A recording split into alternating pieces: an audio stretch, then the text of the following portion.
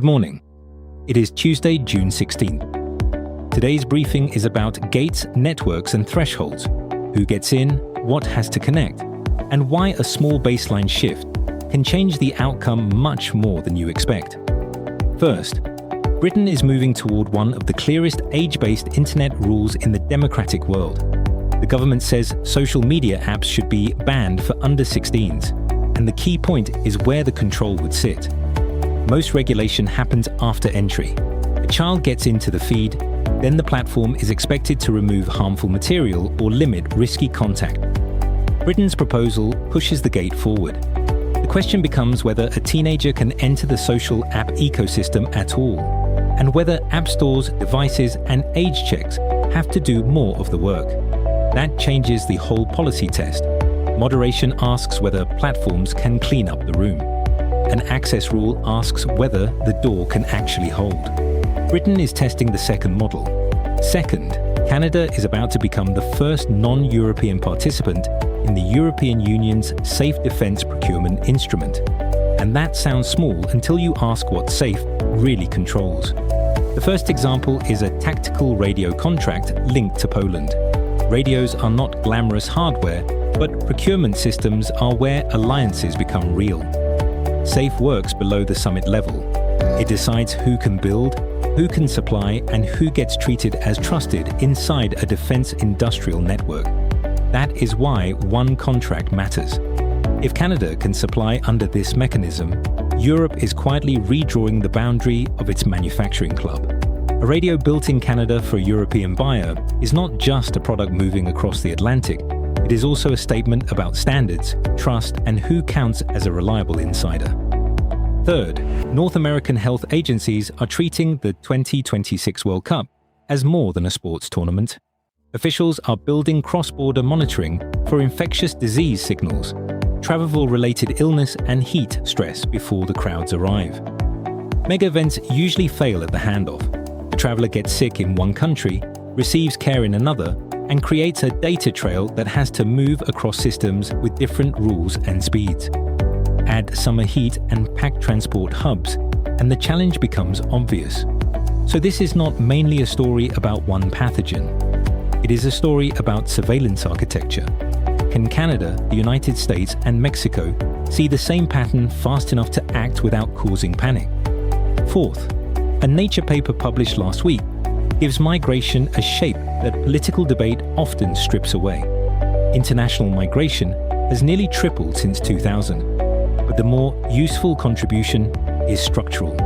The paper maps migration as a connected system rather than a series of isolated border emergencies. Instead of one tense frontier, the map shows corridors across continents, destination hubs, and a pattern that links labor demand, family networks, conflict, climate pressure, and remittances.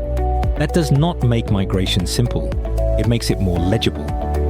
The key story is not only that migration is bigger, but that it is more networked and more central to how the world economy moves people and money. Fifth, another new paper, this time in Nature Climate Change, makes an essential climate point that pictures alone often miss. The danger of sea level rise is not just higher average water. The deeper problem is that flood probabilities can jump much faster than sea level itself. A coastal street or seawall can handle high water up to a point. Once the baseline moves upward, storms and tides reach that threshold much more often. A flood that used to be rare can stop being rare. That is why the important word here is likelihood, not only height. For cities, insurance, drainage, and emergency planning all depend on how often a place crosses the line. Sixth, one of the clearest energy charts in the country is tilting again. The United States has now passed 6 million solar installations, and solar generation is on track to overtake coal this year. The more revealing angle is mechanical. Solar keeps gaining because it can be installed fast, in many places at once, and at a cost curve that keeps improving. Coal is tied to slower replacement cycles and older plants. Coal does not vanish overnight, and the grid still has storage and transmission problems. But once a new energy source crosses an old one, The debate is no longer whether the transition exists. It is whether the rest of the system can catch up. Seventh, the number that markets had to reprice is 4.2%. That was the year-over-year US inflation reading for May, and it reopened a familiar split in interpretation. For households, hotter inflation means the squeeze is not gone, especially when energy feeds through daily spending. For traders and central bankers, the same print asks how quickly the Federal Reserve can realistically cut rates. But there is a twist. A firmer inflation print can also suggest demand has not fallen off a cliff. So one number can mean more price pressure, but less immediate fear of a sharp slowdown. Those are the 7 stories to watch this morning. Britain is moving the gate in front of the app.